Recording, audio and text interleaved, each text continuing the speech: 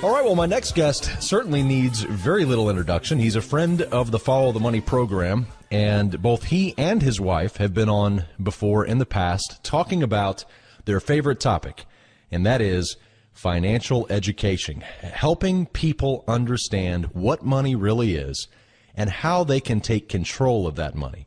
He is the best-selling author of the best-selling personal financial book on the planet, Rich Dad, Poor Dad. He wrote it back in 1997, and he self-published the book, believe it or not, before he was finally picked up, and the book, of course, became a wild success.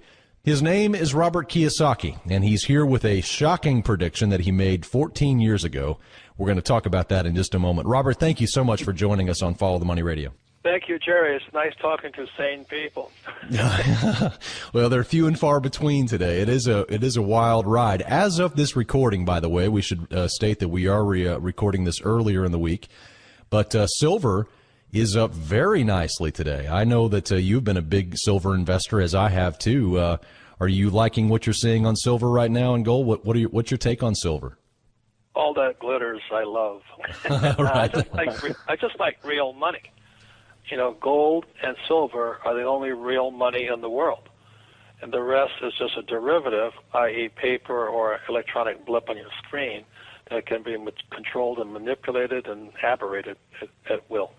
You know, I love how you say that, because I remember in one of your books, you distilled it down so well, because some people get weirded out when people say derivatives and they think, well, what is that? And you once said that an apple is a derivative of an apple tree. It comes from a tree. And I thought that was brilliant. That makes it so easy for people to understand. A derivative comes from something, but it's not really anything of itself. It's just part of something else. It's dependent upon something else. Correct. And apple juice is a derivative of the apple. And a child is a derivative of having sex. And your book is a derivative of you. Yeah. Yeah, it's a wonderful concept. Deal.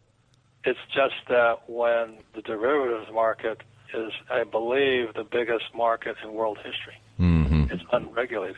Mm-hmm. I've seen dollar amounts of derivatives, which brought down the subprime mortgage crisis, which subprime mortgages were derivatives. But I saw derivative market has grown from 700 trillion in 2007 to today is 1.4 quadrillion. No. And I can't even think about a trillion, much less quadrillion. Mm-hmm. No, I know. We're just getting used to millions and billions, aren't we? We don't know. Mm-hmm.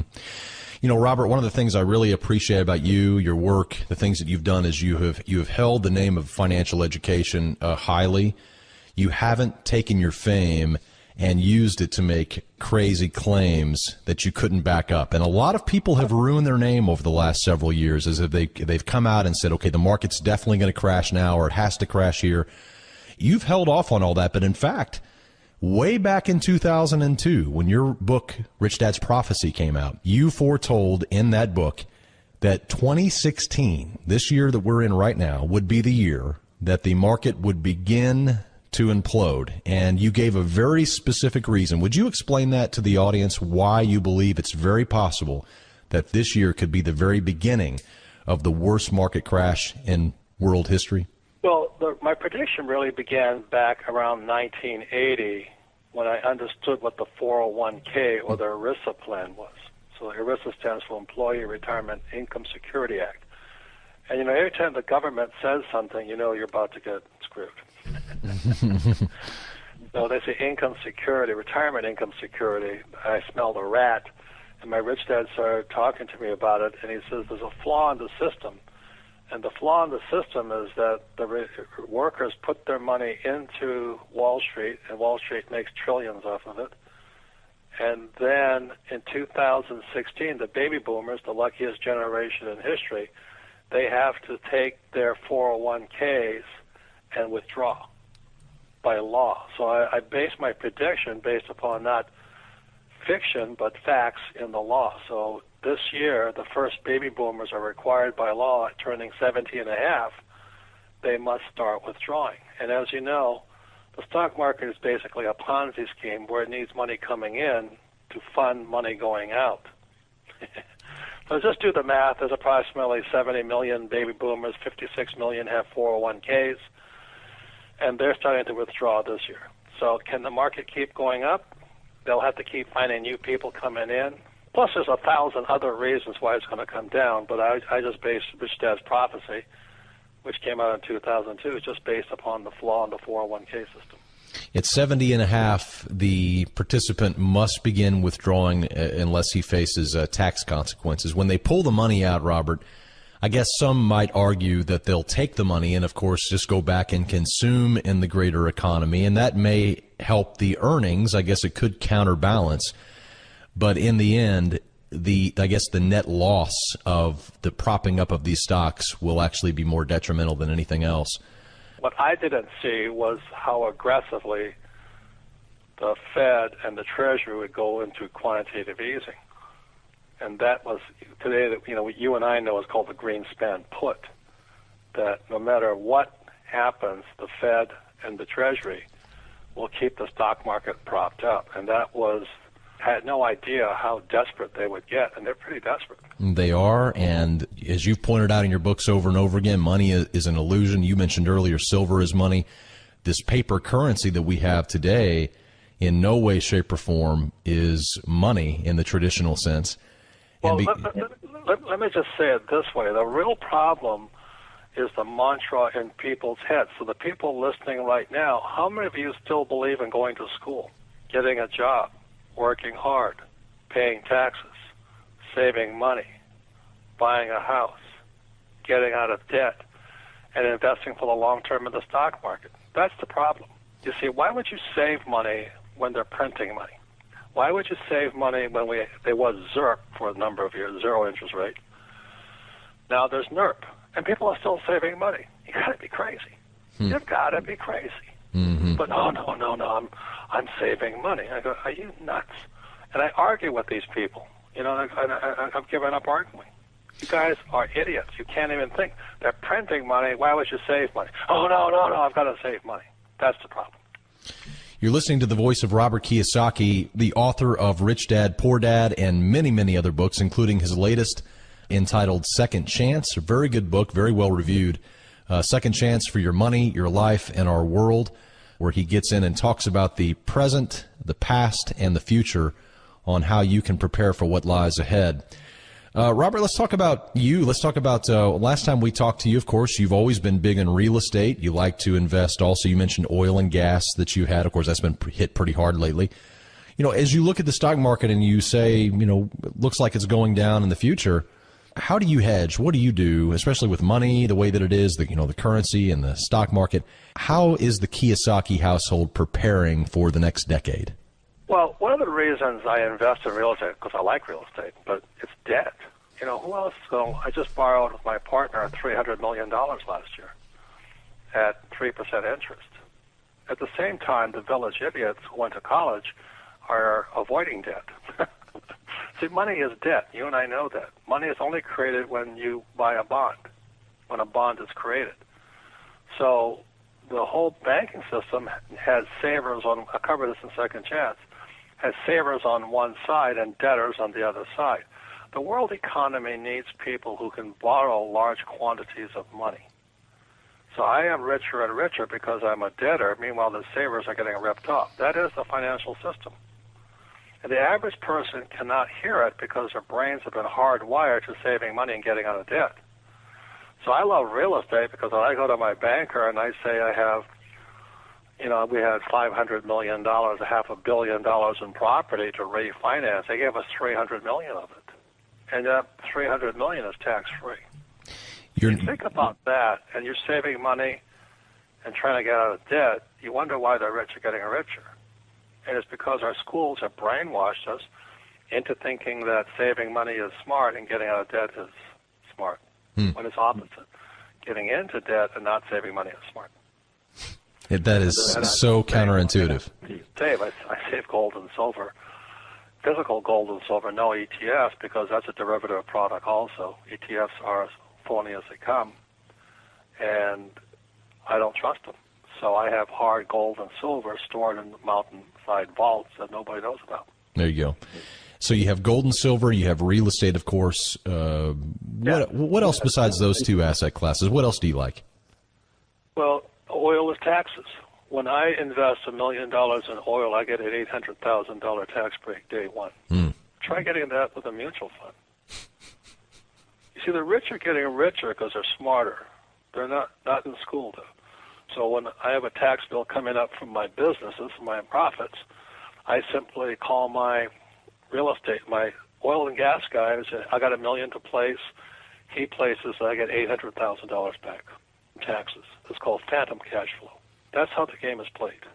And every time I talk to, people who went to college, they go, that's illegal. I say, no, going to school is illegal. So they don't teach you this stuff. Mm-hmm. Not that hard, they just place your money. The tax system is based upon incentives. It's not I'm cheating the system. There are legal loopholes. The government wants me to buy real estate to provide housing, so they give me tax breaks. It's called depreciation. The government wants me to use debt, so they give me tax-free money. The government wants me to finance the oil industry to provide keep low-price oil, so they give me tax breaks for investing in oil. But they don't give me tax breaks for buying stocks in oil companies. It's really interesting. So the person who's listening out there, Robert, who is working a job, maybe you've identified somebody by what you've said. He's working that job. He's gone to school. He's been saving paper currency. He is investing in those oil stocks. He's doing everything that he knows to get ahead, and he's just not. He's on the hamster wheel, and he can't get off. Talk to him for a minute. What does he need to do? Well, I was a student of a man, it's covered in a book, Second Chance, with Dr. R. Buckminster Fuller.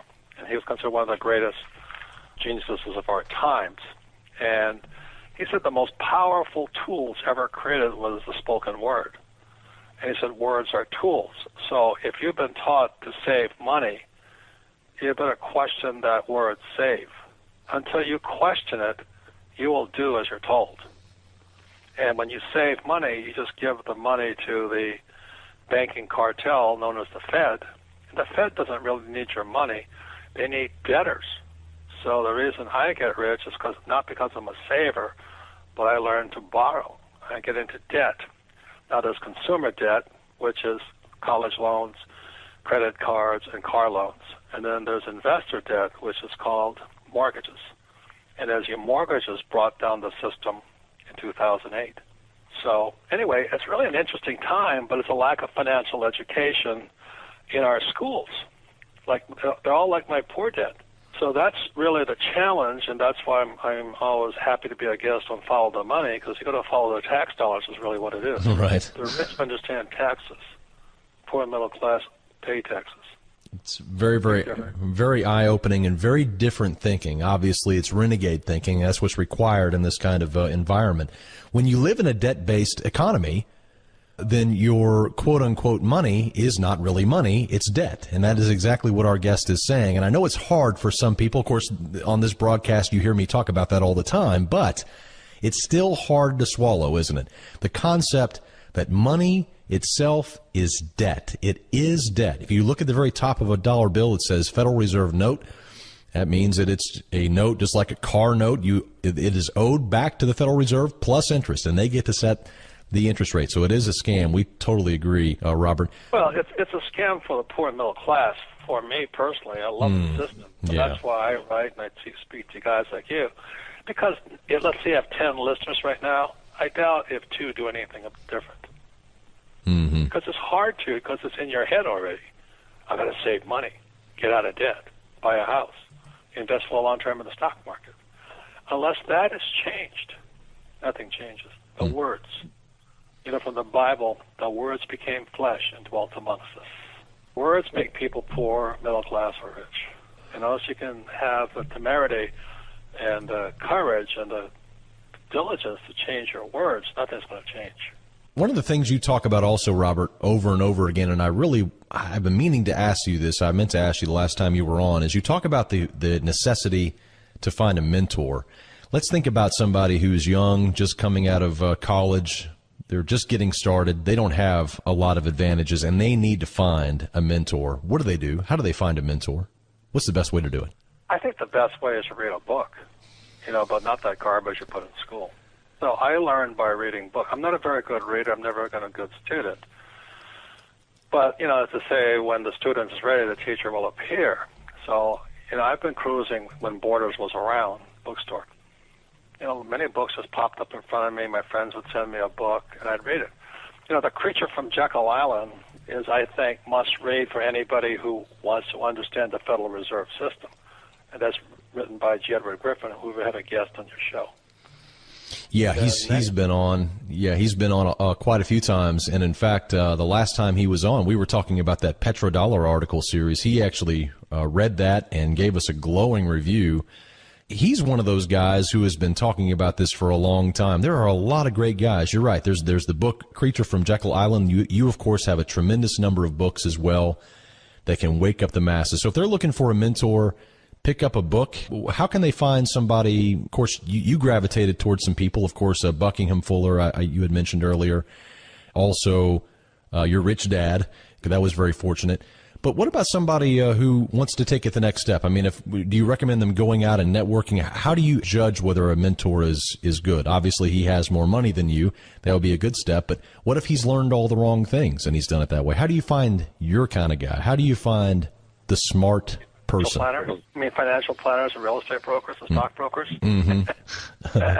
What I'm saying to you is, if you call G. Edward Griffin up, he's going to give you, hello, bye. That's it. Mm-hmm. If you want to understand G. Edward Griffin and be a mentor, I'd buy A Creature from Jekyll Island and read it. There you go. And then what you're better able to do is know who you should be talking to. Mm-hmm. But if you call, Ben Bernanke, who's one of the biggest criminals of our time, did you read David Stockman's book, The Great Deformation? Oh, sure. Great book. He lists Bernanke as one of the biggest criminals of our time, and Nixon, and FDR. And those are the guys that the masses listen to. That's the problem.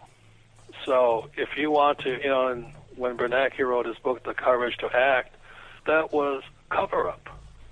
Justification for him ripping off millions of people, billions of people. So if you like that guy, go read his book and study him. But there's guys like Stockman, who was Reagan's budget director. He saw it from the inside. So I would read The Great Deformation and then The Creature from Jekyll Island. If you're a reader, those are tough books. Mm-hmm. But at that point, you have to open your eyes up first inside your head, and then you can seek new teachers. But otherwise, you'll probably run into a college professor like Bernanke, and then you'll get screwed. Mm-hmm. That's what happens. That's why I kind of, like there's an old Irish proverb that goes, if I knew where I was going to die, I wouldn't go there. Right. And I died in school. I don't go back there anymore. Mm. I was told to get a job, work hard, save money, invest long-term in the stock market, get out of debt, and work for money. That's why I don't like going back to school. Mm-hmm. Now, it's good if you want to be an employee and go broke. School's excellent. Anyway, it's really that. You have to open up your mind first to change the words in your head and seek great thinkers. And Edward Griffin and Stockman are incredible. The other guys are, guys like Richard Duncan, who wrote The Dollar Crisis. Mm-hmm. That was a great book. Uh-huh. Yeah. Mm-hmm. They're tough books to read. They are. If you don't read them, then you may as well just go to college and read an economics book. That's right. You get lied to. Every time I talk to an academic, which I really, I don't blame them. They're a product of the system. But many academics, especially economists, they can't survive without a job, like my poor dad. My definition of rich is when you can get rich with or without money, and you don't ever need money again. And most of these guys, like, Obama and all that, they need money. Trump doesn't need money. Bernie needs money. Hillary needs money. So when you look at it that way, who are you going to listen to? Who you want to run the country? So the definition of rich is when you can operate with or without money. When I was a pilot, I flew for the Marine Corps in Vietnam. You knew you were a pilot when you didn't care if you had an engine or not. An engine was on, you could fly. Engine died, you could still fly. That's a pilot. And a rich person doesn't need a paycheck, doesn't need money. So those are kinds of objectives that I put, seeds of wisdom in young people's heads, but most of them go looking for a job right afterwards. Mm-hmm. It's so heavily ingrained. It's so heavily ingrained, Robert. It's just. I don't blame them. It's survival, DNA. I got to have a job, man. I got to have a job. I look at them and they go, you're mean, you're cruel. I said, man, you ain't seen mean and cruel yet. Mm-hmm. But anyway, I just want to say this, is that if you understand the system, i.e. The Creature from Jekyll Island or The Great Deformation by David Stockman, you'll understand why we're being screwed. Look, the great bailouts, exactly as Stockman and Edward Griffin say, was not to save the economy, it was to save the rich. There you go. That's right. All this quantitative easing and all this hullabaloo and TARP and all that was just to save the rich. Griffin says that and Stockman says that. Now, the reason the economy hasn't been saved is because if they do helicopter money like Bernanke suggests, which is giving poor people money, it doesn't save the economy. Because what poor middle-class people do with money, first, they'll try and save it. Second, they'll try and pay off bills, which contracts the economy. And third, they'll buy products from Japan and Korea and China. The only way they're going to save the money is they're going to have to give poor middle-class people $1 million and tell them to borrow $5 million. That's how you save the economy. But the average person, poor and middle class, is terrified of getting into debt. That's why it can't be saved. That's why we're going down. Mm-hmm. They're just going to print money to save the rich. So years and years ago, I decided I'd rather be rich than go down with everybody else. Mm-hmm. And that's kind of my message I'd like to leave people to think about. TARP, or quantitative easing, bailed out the rich. If Bernanke's helicopter money comes true, it's not going to save the economy. It's going to make the rich richer because the poor will save the money or consume the money in the grocery store. The middle class will pay off debt, on what they do with them, they'll pay off bills, and then they'll just consume more products from Korea and China. The way we're going to save the economy is to have the poor and middle class borrow money and buy stupid things like more cars and houses, but then they go broke anyway. Which may explain the negative interest rates, the impetus, the new impetus to borrow. Yes, yeah, you got it. Uh-huh. Yeah. And the poor middle class are so terrified of debt. Every time I talk to people, I go, look, when the markets crashed in 2008, by 2010, I had borrowed $300 million. That's from a rich man. And the financial planners and the village idiots just go nuts. Now, I don't blame them for going nuts. I say that to have an effect on them. But they can't hear me because they're so cowardly. They were taught to go to school, save money, and get out of debt. What I'm saying, you want to save the economy and get into debt, and you'll pay no tax. It's completely opposite. Mm-hmm. Is that making sense to you? Oh, of course. Of course you're making sense to me. I'm thinking about the audience also and realizing that many of them get it. Some of them are probably still scratching their head. That's why they need to buy your book. They need to buy your book, Rich. If they've never read Rich Dad, Poor Dad, they certainly need to read it. There they will learn that a house is a liability, not an asset, a very paradigm-shifting concept if you've never even heard that before, if you've never experienced that logic or that thought. It's brought across in Robert's first book, Rich Dad, Poor Dad. Fantastic book. But also, Rich Dad, Poor Dad, that's the most important thing. The rich don't work for money. You see, I don't have a job, and I don't want a job, because the moment I have a job, I've got to pay tax. That's right. You work for assets. When I borrow money, I pay no tax. Mm-hmm. And I get rich, which is smarter. Mm-hmm. But the whole thing here is you want to save the world economy, borrow more money. The trouble is they don't know how to borrow. But they go back to school, and now student loan debt's number one source of income for the U.S. government. Robert, the only reason what you're saying makes sense is because we are upside down. Isn't that true? Isn't that really true? It makes sense now because people realize what I'm saying has some validity to it. Mm-hmm. Back in 1997 when I published Rich Dad, Poor Dad, it was turned down by every editor and publisher. Sure. They said, you don't know what you're talking about. Mm-hmm. But now people are kind of realizing, wait a minute, I got to do something different. And it starts with the words in your head, as simple as that. If you think saving money is smart, just look at negative interest rates and ask yourself, why is that? Question it. I'm not saying to get into debt. I'm saying question it. And the reason they want negative interest rates is they need people to borrow money. Because when you borrow money, money is created. There's credit And the moment you borrow, it becomes debt. And once you understand that, and that's why Creature and Stockman's books, The Great Deformation, are important to read. And if you want a mentor, those are the best mentors you can get right now. Or you can go talk to your financial planner, and they'll tell you to save money and invest for long-term in the stock market. The average person out there, Robert, who begins to understand and begins to wake up to the economy and sees how topsy-turvy and how upside down things are, they often immediately, well, some of them, if they take action, they often get away from the stock market. They don't want to be long-term in the stock market because they see the writing on the wall. But oftentimes, they go even a further step, and they start fearing that everything will lose value, and they go overboard with gold and silver. And many of them even point to real estate and say, that is a huge bubble. I want to stay clear of real estate too. You, of course, have a lot of real estate. Are you concerned about real estate in this scenario that we've talked about here? Do you think real estate is a dangerous place to be for the next several decades as all of this begins to work itself out, the system begins to break down? And should, new investors, should they move into real estate, take out loans? Do you feel that the problems that face America, that investors in real estate will have some insulation from them, unlike stock investors? Talk about that just for a moment. It's not real estate, it's education. I take real estate investment courses, stock courses all the time. I'm always educating myself. Am I concerned about real estate going down? Obviously. That's why I study. The village idiot says, oh, Robert Kiyosaki invests in real estate, or Donald Trump has invested in real estate, so I think I'll go and buy an office building in downtown Manhattan. Well, you don't do that. That's who are the stupid people. It's not real estate. It's what you know about real estate. It's how much experience do you have. And I've been doing this since I was a kid. So it's kind of second nature to me, but I still take real estate courses. I still study. I still read books. I'm constantly observing the market. I understand taxes. I understand debt. It's not real estate.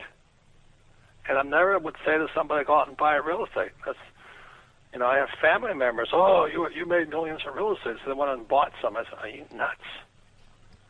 But they all have college, they have master's degrees and stuff like these are my family members. They've never taken a single real estate course. When you hear that, you'll understand my frustration. Mm-hmm. Most people are idiots when it comes to money.